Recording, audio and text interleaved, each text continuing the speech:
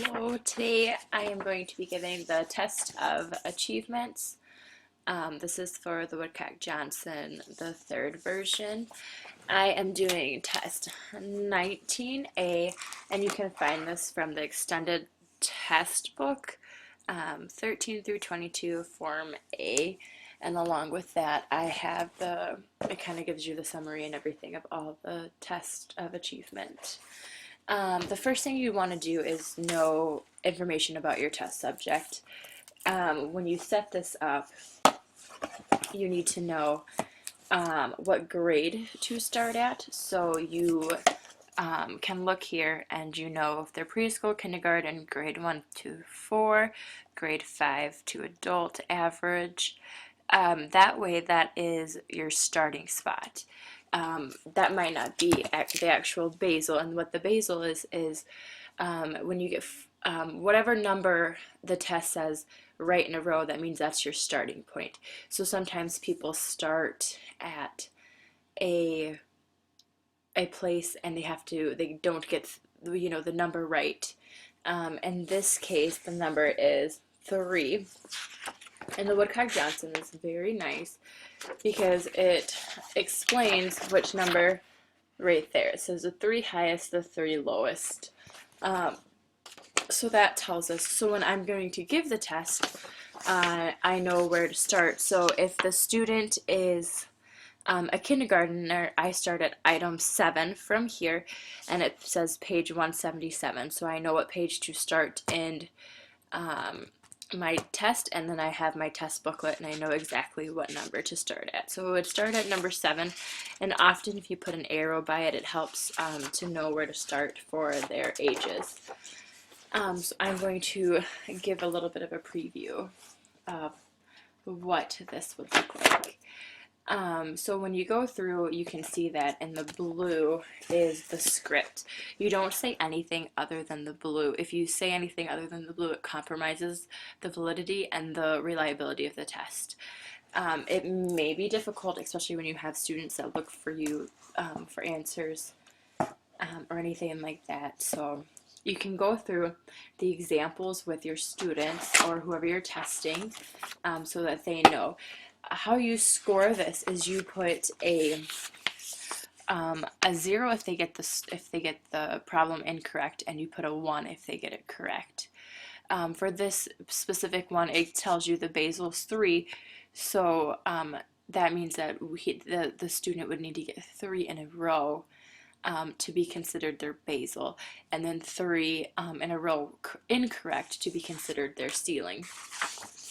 This is a little bit different. This one is for academic knowledge, so it takes 19A, 19B, 19C, and you total that whole score, and that's how you get your academic knowledge. So if I were to give this part of the test, I would say, look at the pictures, put your finger on the dog. Okay? How I know that they would get it correct, I would see that their finger was on the dog. Listen, point to your knee. The student would then point to their knee. And I would not say anything other than what's highlighted in the blue. So what are these? The correct answer would be fish that I was looking for. If I do not get that answer, I would put a 0.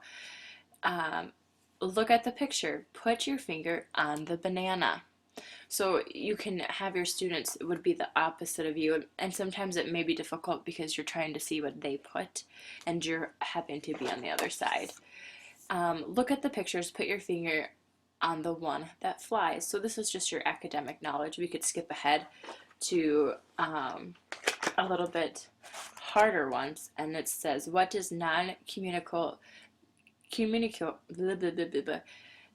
one characteristic of mammals is that babies are nursed by the mother. What is another characteristic of animals classified as mammals? So that would be the answer.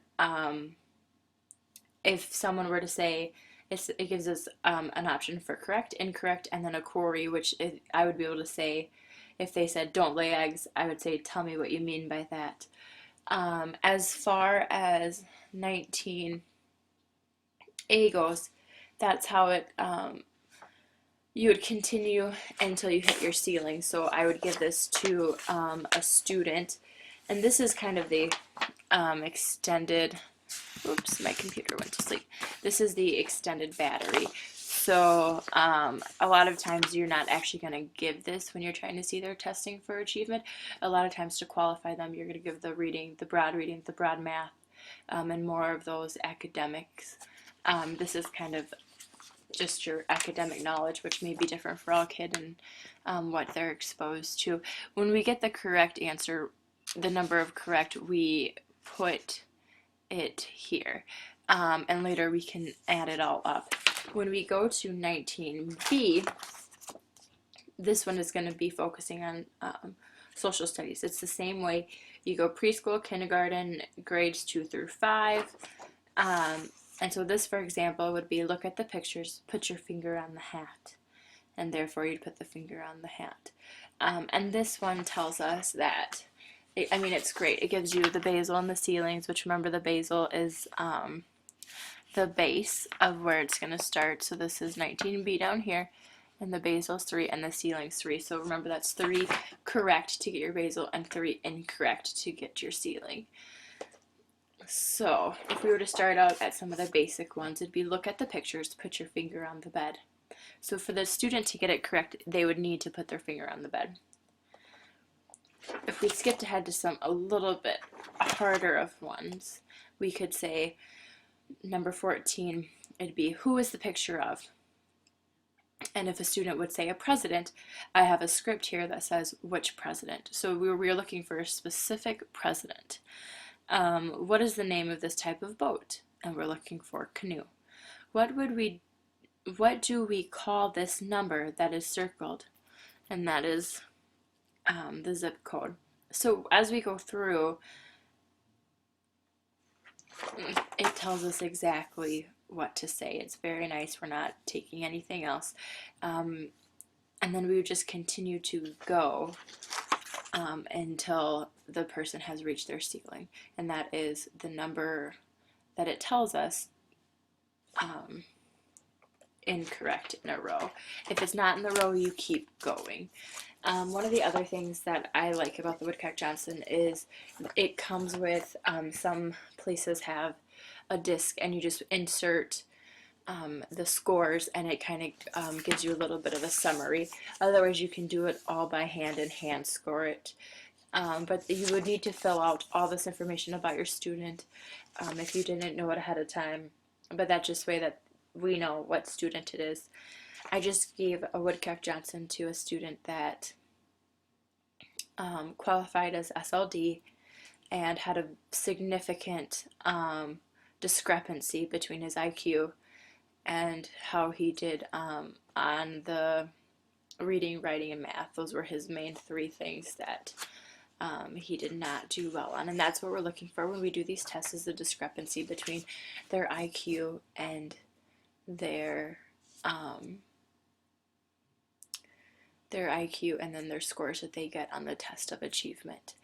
When you're done with it in our test book, it gives us all the scoring, so we know the discrepancies and we know the standard deviations and everything like we've done before in other assessments. So it's pretty self-explanatory. We at our school have to give these if a student is due for it. We don't usually, considering I'm at a high school, we don't really do it very often because we do usually a review of records. It's only if we're trying to qualify for the first. But through all of this, if you're not sure what you're testing, it's really good to go through because it says your starting points, talks about scoring, administration, procedures. The best thing is to have a student in a nice quiet space. Thank you.